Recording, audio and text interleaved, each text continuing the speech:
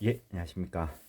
자, 송도수 교수님 교과서 395페이지 보시겠습니다. 채무자 이외의 제3자에 대한 대항 요건, 채권 양도의 제3자에 대한 대항 요건도 채무자에 대한 것과 마찬가지로 양도인의 통지 또는 채무자의 승낙이기는 한데, 다만 단순한 통지 승낙만으로 대항할 수 있게 하면 제3자의 지위가 불안할 수 있기 때문에 민법은 제3자에게 대항하기 위해서는 통지 또는 승낙을 확정일자 있는 정서로서 하도록 규정하고 있습니다.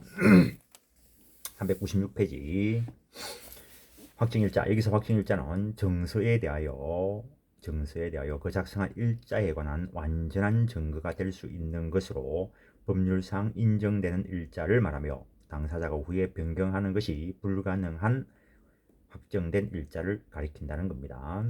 어떤 것이 확정일자가 되는지에 관해서 민법 부칙 3조가 정하고 있는데, 그에 의하면 사문서, 개인이 쓴 문서에 공정인 또는 법원 서기가 일정한 절차에 따라 확정일자인을 찍은 경우의 일자, 우리가 보통 확정일자이라면은 주임법, 상임법과 관련되어서 계약서에 주민센터에 가서 확정일자인을 찍는 걸 생각하실 것인데, 확정일자 법원에 가면 확정일자 찍는 곳이 있습니다. 그 다음에 공정정서에 기입한 일자, 그리고 공무소에서 사문서의 어느 사항을 증명하고 기입한 일자, 대표적인 게 내용 증명 우편 일자가 됩니다. 대부분 사람들이 하는 게 내용 증명 우편 일자에 의한 확정 일자를 받고 있습니다. 대부분의 사람들이 내용 증명 우편을 받으면 그걸 가지고 심각하게 생각하시는데, 내용 증명은 그냥 확정 일자가 찍혀 있는 어떤 통지를 했다는 정도의 어떤 증거입니다. 상대방이 주장하는 게 그대로 법적인 효력을 갖는 것은 아닙니다. 내용 증명을 받았을 때 반드시 답변할 필요도 없습니다. 어쨌든 확정 일자인이 찍혀 있는 역할을 한다는 거, 물론 그에 대해서 반박을 할 필요는 있겠죠. 판례가 공정인가 합동법률사무소의 확정일자 인정을 받은 경우, 그 다음에 한국토지공사가 작성한 권리의무 승계계약서에 기입한 일자는 확정일자로 볼 수 있다고 하며, 확정일자가 기재된 판결서, 즉 확정판결은 확정일자 있는 정서에 해당한다는 거, 그리고 분양대금 반환채권의 채무자인 한국토지공사의 전북지사장이 그 채권 양도를 승낙하는 취지의 승낙서를 작성하면서 승낙일자란에 연월일을 기재한 경우에 그 승낙일자는 민법 부칙 3조 사항의 유효한 확정일자로 보아야 하고, 그렇다면 승낙서는 민법 제450조 제2항 소정의 확정일자 있는 정서에 해당한다는 거. 통지나 승낙을 확정일자 있는 정서로 하라는 것은 통지 행위나 승낙 행위 자체를 확정일자 있는 정서로 하여야 한다는 의미이며, 통지나 승낙이 있었음을 확정일자 있는 정서로 증명하라는 것은 아니다는 거. 근데 반드시 통지 승낙을 처음부터 확정일자 있는 정서로 해야 할 필요는 없고, 통지 승낙을 확정일자 없는 정서로 한 후에 그 정서의 확정일자를 받아도 그 뒤에 대항력을 가지게 된다는 것. 그리고 판례는 확정일자 제도의 취지에 비추어 볼 때 원본이 아닌 사본에 확정일자를 갖추었더라도 대항력은 있다고 한다는 것. 다음에 제3자, 여기서 제3자는 앞에서도 잠깐 말씀을 한 곳이 있습니다. 채권 양도 당사자와 채무자를 제외한 모든 자를 가리키는 것은 아니고, 모든 자를 가리켜버리면 국어적 의미의 제3자가 되어버립니다. 국어로 써놓기는 했지만 민법 교과서, 민법 공부하는 거는 민법을 공부하는 거지 국어 공부하는 거 아닙니다. 물론 국어가 잘 돼 있으면은 해석에 큰 도움이 되겠죠. 그 채권에 관하여 양수인의 지위와 양립할 수 없는 법률상의 지위를 취득한 자만을 가리킨다는 거. 그러한 제3자의 예로는 채권의 이중양수인, 채권 위의 질권자, 채권을 압류 또는 감류한 양도의 채권자, 양수인이 파산한 경우에 파산 채권자, 그에 비하여 채권 양도에서 간접적으로 영향을 받을 수 있는 채무자의 채권자 등은 여기서 말하는 제3자가 아니고, 그러한 자에 대해서는 대항 요건 없더라도 대항할 수 있다는 거.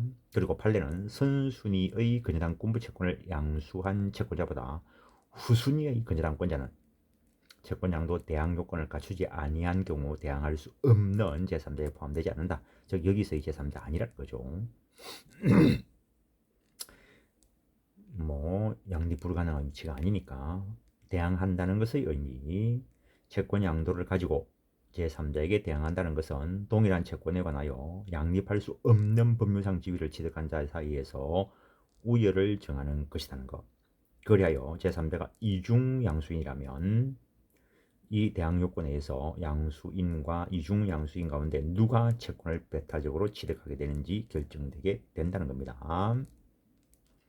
구체적으로 살펴보면 첫째로 채권이 이중으로 양도된 경우에 제1양도인에 관해서는 단순한 통지나 승낙이 있었고 제2양도에 관하여는 확정일자 있는 정서에 의한 통지나 승낙이 있었다면 제1양수인은 제2양수인에 대하여 자기 채권을 주장할 수 없게 되고 따라서 전국적으로 제2양수인이 유일한 채권자가 되고 따라서 채무자는 제2양수인에게만 변제를 하면 채무는 소멸하게 된다는 겁니다. 둘째로 이중양도에 있어서 제1양도, 제2양도 모두에 관하여 단순한 통지나 승낙만 있다면 어떻게 되는가? 이것도 그냥 견해. 두 번째, 먼저 통지 승낙이 있는 양수인이 우선한다는 견해가 있는데 밑에 세 줄, 네 줄 판례는 채무자가 승낙을 한 뒤 제2양수인에 관하여 채권 양도의 통지를 받고 그 이중양수인에게 변제를 한 경우에 대하여 채무자는 제1양수인에게 채무를 변제할 의무가 있다라고 했다. 따라서 먼저 통지 승낙이 있는 양수인이 우선한다는 견해를 따르고 있는 겁니다. 그래서 우선권자에게 변제 뿌리면 소멸돼 버리니까 나머지는 자기들끼리 다투든지 하겠죠. 398페이지. 실제로 이중양도에 있어서 제1양도, 제2양도 모두에 관하여 확정일자 있는 통지나 승낙이 있었다면 어떻게 할 것인가? 이에 대하여 확정일자 선언에 의해서 우열을 결정해야 된다는 견해도 있긴 하지만 일반적인 견해 판례는 채권 양도에 대한 채무자의 인식시, 즉 그 확정일자 있는 양도 통지가 도달한 일시 또는 도달한 승낙 일시 선의에 의한다는 것, 도달주의와 연결되는 것이다 라고 생각을 하시면 되겠습니다. 그 다음에 401페이지를 보시면 정권적 채권 양도에 하는데 정권적 채권이라는 것은 채권의 성립, 존속, 양도, 행사 등을 그 채권의 화체, 일체화되어 있는 정권에 의해서 하는 채권을 말하는데 이때 채권이 화체되어 있는 정서, 그것을 정권, 유가정권이다 라고 한다는 것. 정권적 채권에는 기명채권, 지시채권, 지명소지인 출급채권, 무기명채권이 있는데 그 민법은 이들 중 기명채권을 제외한 나머지 세 가지에 대해서 규정을 하고 있다는 것. 그래서 민법 이 부분은 그냥 개념 정도만 보고 갈 겁니다. 이 부분은 상법 쪽에 있는 규정들이 우선 적용됩니다. 그래서 지시채권은 특정인 또는 그가 지정한 자에게 변제해야 하는 정권적 채권인데 거기에 화물, 상환정, 참고정권, 순화정권, 수표 등 상법, 어음법, 수표법이 규정하고 있는 전형적인 유가정권으로서 배서 금지의 기재가 없는 한 법률상 당연한 지시채권이 된다라는 거. 그래서 이거는 뭐 조문을 보시다시피 뭐 상법, 수표법 이런 데 있는 것으로서 그 민법만 적용받는 뭐 그것은 실제로 예가 거의 없다는 거. 그래서 이 경우에는 상법 등이 적용된다라는 거. 그래서 이런 게 있다는 정도만 봅니다. 지시채권은 그 정서에 배서하여 양수인에게 교부하는 방식으로 양도한다는 거. 정서의 배서 교부는 지시채권 양도의 대항 요건이 아니고 양도의 성립 요건 내지 효력 발생 요건이다라는 것. 그래서 요식행위다라고 했던 거 앞에서 보셨을 겁니다. 나머지는 그냥 넘어갑니다. 다 상법 쪽에서 세부적으로 공부해야 될 내용들이고 405페이지 무기명 채권의 양도. 무기명 채권은 특정한 채권자를 지정함이 없이 정서 소지인에게 변제해야 되는 증권적 채권인데 무기명 사채, 무기명 수표 등의 상법, 수표법상의 유가증권, 뭐 상품권, 철도 승차권, 극장 입장권 이름 안 써놨죠.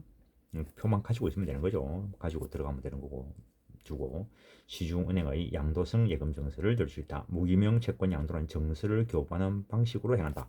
그래서 오늘 내가 영화 보려고 극장표를 사가지고 내가 오늘 못 갈 수 있죠. 근데 한값 뿌리면 표를 날리니까 뭐 지나가는 사람한테 아무나한테 주면서 또는 친구한테 주면서 오늘 시간 되면 영화 보러 가세요 뭐 하면 되죠. 증서를 교부하는 방식으로 한다는 거. 요새는 뭐 버스표가 없어서 그런데 버스표 이런 것도 마찬가지죠. 그 다음에 지명소지인 출급 채권 양도.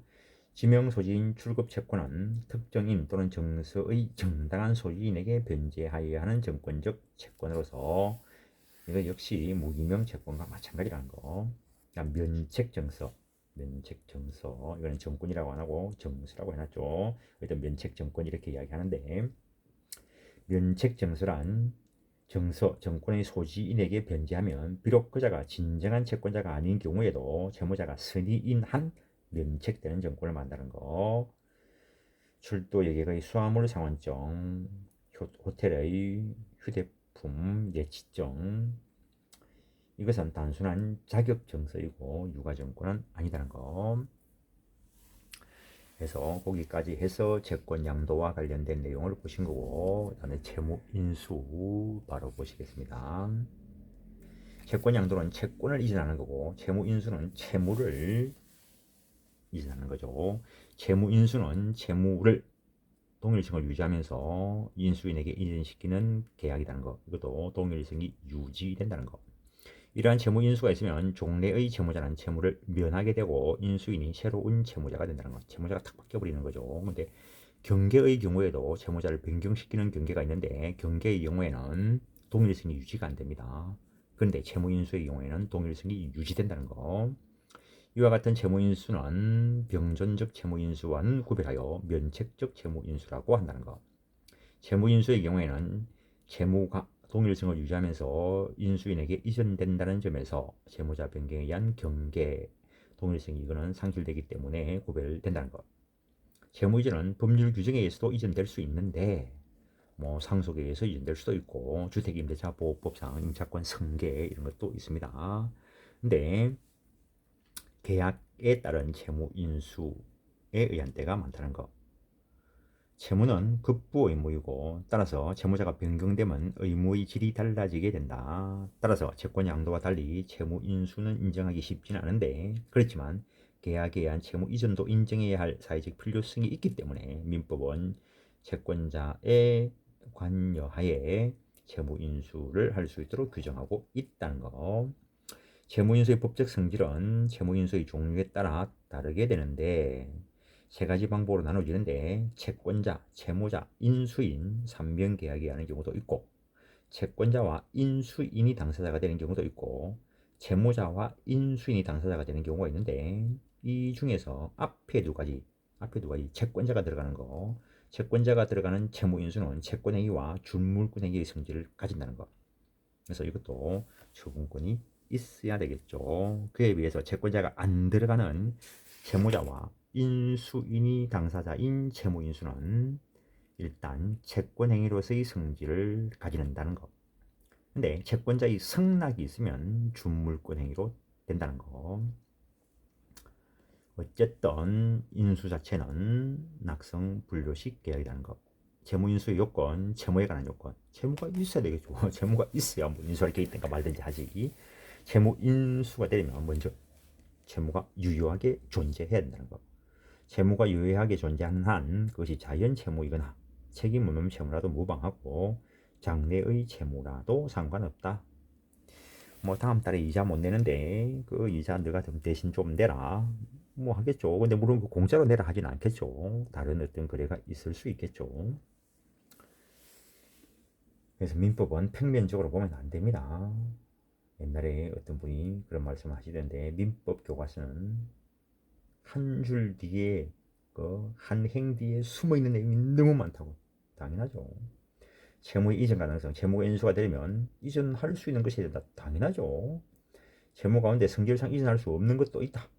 채무자가 달라지면 내용이 전혀 달라지는 거. 그림 그려주기로 했는데 화가가 그리는 거하고 내가 그리는 거하고 같겠습니까? 그게 특정의 채무자 Y 사이에 결제되어야 하는 것, 이런 것들은 인수가 제한된다는 것. 그리고 민법상 명문의 규정은 없지만 채권자, 채무자 사이에 인수금지 특약이 체결된 때는 인수가 인정되지 않는다고 해야 된다. 다만 특약은 선의제3자에게 대항하지 못한다. 채권자하고 비슷하게 규정되어 있죠. 당연히 이 경우에도 선의뿐만 아니라 무중과실이 될 거고 중대한과실이 없어야 될 것이고, 인수계약의 당사자 채무인수는 당사자 측면에서 볼 때 세 가지로 나누어지는데, 앞에서도 봤죠. 채권자, 채무자, 인수인이 당사자로 되는 경우 명문의 규정이 없지만 계약자의 원칙상 당연히 인정될 수 있고, 채권자와 인수인이 당사자로 되는 경우 채무인수의 기본적인 모습은 채권자와 인수인이 당사자로 되는 경우다라는 것. 이러한 채무인수도 당연히 유효하고, 그때에는 채무자의 동의 또는 수익의 의사표시는 필요 없다라는 거. 왜냐면 채무자에게 이익되는 거죠. 다만 이해관계 없는 제3자는 채무자의 의사에 반하여 인수하지 못한다는 거. 이거는 인수 당시의 기준으로 결정한다는 거.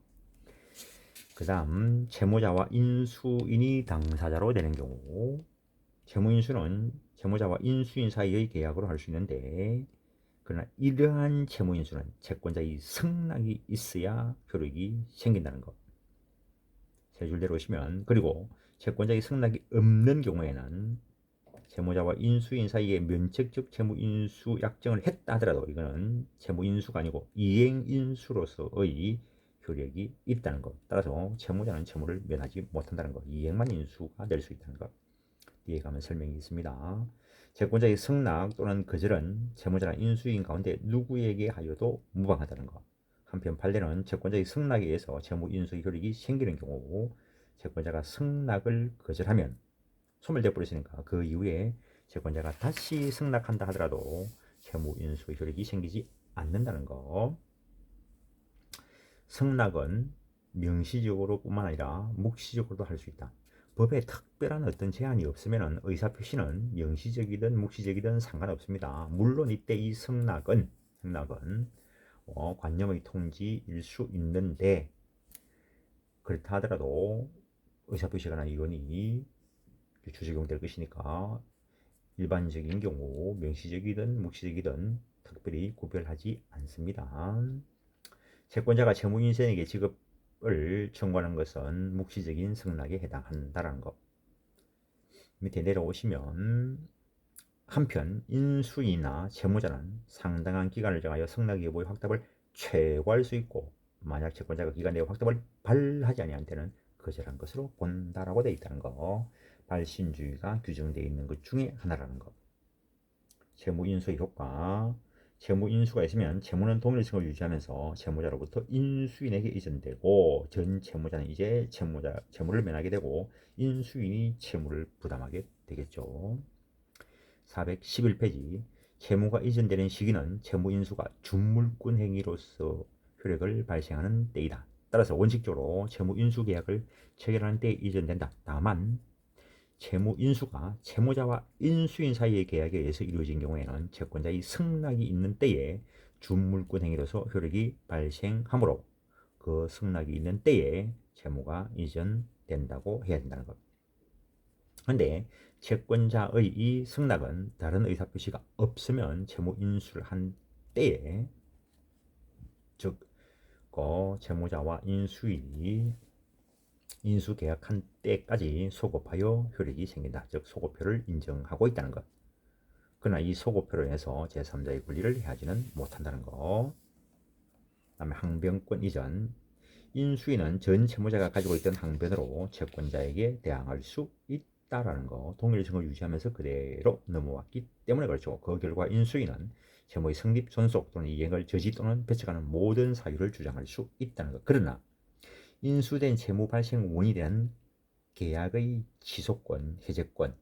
취소권은 법률행위 당사자가 원칙적으로 가지는 거고, 해제권은 법률행위 중에서 계약 당사자가 가지는 것이기 때문에 그 계약 법률행위 당사자가 아닌 인수인은 행사할 수 없다는 것. 인수인은 전 채무자가 가지고 있던 채권으로 상대하지 못한다는 것. 그 정도 하시고, 종된 채무와 담보는 어떻게 될 것인가? 채무 인수가 있으면 위약금 채무, 변제기가 되지 않은 이자 채무 등의 종된 채무도 함께 이전하는데, 전 채무자의 채무에 부정하는 담보는 어떻게 될 것인가? 먼저 법정 담보권, 유치권, 법정 질권, 법정 재단권, 이런 법정 담보권은 채무 인수에 영향을 받지 않고 그대로 담보된다는 것. 그에 비하여 약정 담보는 담보 제공자가 제3자인가 채무자인가에 따라 달라지게 되는데, 제3자가 제공한 담보는 그것이 보정, 즉 인적 보정이든 물상 보정이든 채무 인수로 모두 소멸하는 것이 원칙이다. 왜냐하면 제3자가 담보 제공했을 때 채무자가 누군가는 상당히 중요하겠죠. 소멸하는 것이 원칙이다. 그러나 보증인이나 물상 보증인이 채무 인수에 동의한 때에는 소멸하지 않는다. 당연하죠. 자기가 스스로 위험 부담하겠다면 존속시키면 되죠. 그 다음에 뭐 옛날에 누가 그런 그 위험을 인수하는 걸 표현하기를 그런 말하는데, 아이고, 지죽을 나면 지나가는 뭐 독사를 잡고 키스를 하든 말든 뭐지 맘이지 이런 말 하던데, 그렇다는 겁니다. 위험을 스스로 인수하는 건 상관이 없겠죠. 끔찍한 예를 들었습니까? 참 본속을 하면은 그런 재미난 이야기를 많이 할 건데 이렇게 촬영하다 보니까 참 그렇습니다. 어쨌든 안전제일이죠. 밑에 세 줄. 한편 채무자가 설정한 담보는 당연히 이거는 물적 담보겠죠. 민법상 명문의 규정은 없지만 채권자 인수인 사이의 채무 인수의 경우에는 소멸하고, 왜냐면 여기 채무자가 빠져 있잖아요. 근데 채무자 인수인 사이의 채무 인수의 경우에는 존속한다고 새겨야 할 것이라는 것. 그다음에 채무 인수와 유사한 것들. 병존적 채무 인수란 제3자가 종래의 채무자와 함께 그와 동일한 내용의 채무를 부담하는 계약을 말하는데, 이를 중첩적 채무 인수라고도 한다는 것. 병존적 채무 인수에서는 면책적 채무 인수에서는 달리 종래 채무자가 채무를 면하지 않고 인수인이 그와 별도로 같은 내용의 채무를 부담하게 됨으로써 두 채무가 병존하게 된다는 것. 따라서 병존적 채무 인수는 엄격한 의미에서는 채무 인수가 아니고 기능면에서 보증채무나 연대채무와 같이 인적 담보로서의 기능을 하게 된다는 것. 병존적 채무인수는 면책채무인수와 달리 처분행위로서의 성질은 없고 단순한 채권행위 내지 의무부담행위에 지나지 않는다는 것. 다음 단락. 어떤 채무인수가 면책적 채무인수인지 병존적 채무인수인지는 의사표시 계약 해석에 의해서 결정될 문제인데, 불분명한 경우에는 병존적 채무인수로 봐야 된다. 그게 채권자에게 유리하겠죠. 한편 대법원은 대체로 금전소비대차 계약으로 인한 채무에 관하여 제3자가 채무자를 위하여 의무나 수표를 발행하는 것은 특별한 사정이 없는 한 동일한 채무를 중첩적으로 인수한 것으로 보는 것이 타당하다고 보고 있다는 것. 414페이지 보시면 요건, 인수대상 채무는 제3자에 의해서도 이행될 수 있는 것이어야 되고, 변종적 채무 인수도 당사자 측면에서 세 가지로 생각할 수 있다는 것. 앞에서 봤던 거. 채권자, 채무자, 인수인 3면 계약으로 할 수 있고, 채권자와 인수인 계약으로 할 수 있다라는 거.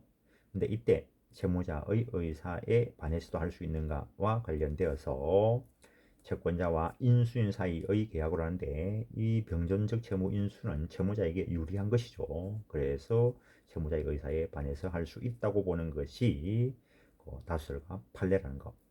답은 채무자와 인수인 사이의 계약으로 할 수 있는데, 근데 이 방법에 의한 병존적 채무 인수는 일종의 제3자를 위한 계약에 해당한다는 것. 제3자를 위한 계약은 채권법 강론, 계약 총론, 그 계약의 효력 쪽에 규정되어 있습니다. 따라서 채무자와 인수인 사이의 채권자에게 채권을 취득시키기로 한 합의가 있어야 되고 채권자의 수익의 의사표시가 있어야 되는데 이 경우 채권자는 인수인에 대하여 채무 이행을 청구하거나 기타 채권자로서의 권리를 행사하는 방법으로 수익 의사표시를 함으로써 인수인에 대하여 직접 청구권을 갖게 된다는 것. 415페이지. 한편 채무자와 인수인 사이에 단지 인수인이 채무자에 대해서만 인수한 채무를 변제할 의무를 부담하기로 할 뿐 채권자에게 직접 채권을 취득시키려고 하지 않은 경우에는 이거는 채무인수가 아니고 이행인수가 되겠죠. 효과. 변동적 채무인수가 있는 경우에는 기존 채무가 그대로 있는 채로 인수인이 그와 별도로 같은 내용의 채무를 부담하게 된다는 거. 그렇지만 어느 하나가 이행되어 변제되어 버리면 당연히 다 소멸되겠죠. 변동적 채무인수에서 채무자와 인수인의 채무자의 채무와 인수인의 채무 사이에 관계가 문제가 되는데 판례는 중첩적 채무인수에서 인수인이 채무자의 부탁 없이 채권자와의 계약으로 채무를 인수하는 것은 매우 드문 일일 것이므로 채무자와 인수인은 원칙적으로 주관적 공동관계가 있고 따라서 진정연대 채무로 본다는 것. 그런데 인수인이 채무자의 부탁을 받지 아니하여 주관적 공동관계가 없는 경우라면 부진정 연대 관계에 있는 것으로 본다라는 거. 그 정도 하시고 416페이지 이행인수 개념 보겠습니다. 이행인수인은 인수인이 채무자에 대하여 채무자의 채무를 이행할 것을 약정하는 채무자와 인수인 사이의 계약이라는 거. 이 이행인수에 있어서는 인수인이 직접 채권자에 대하여 채무를 부담하지 않고 단지 채무자에 대하여만 변제 의무를 부담할 뿐이라는 거. 채무자에 대해서 채권자에게 변제해야 할 의무를 부담할 뿐이라는 거. 판례는 부동산 매수인이 매매 목적물에 관한 건의당권의 피담보 채무, 가압류 채무, 임대차 보증금 반환 채무를 인수하면서 그 채무액을 매매 대금에서 공개하기로 했다면 특별한 사정이 없는 이거는 이행인수로 본다는 것. 그 정도 하시고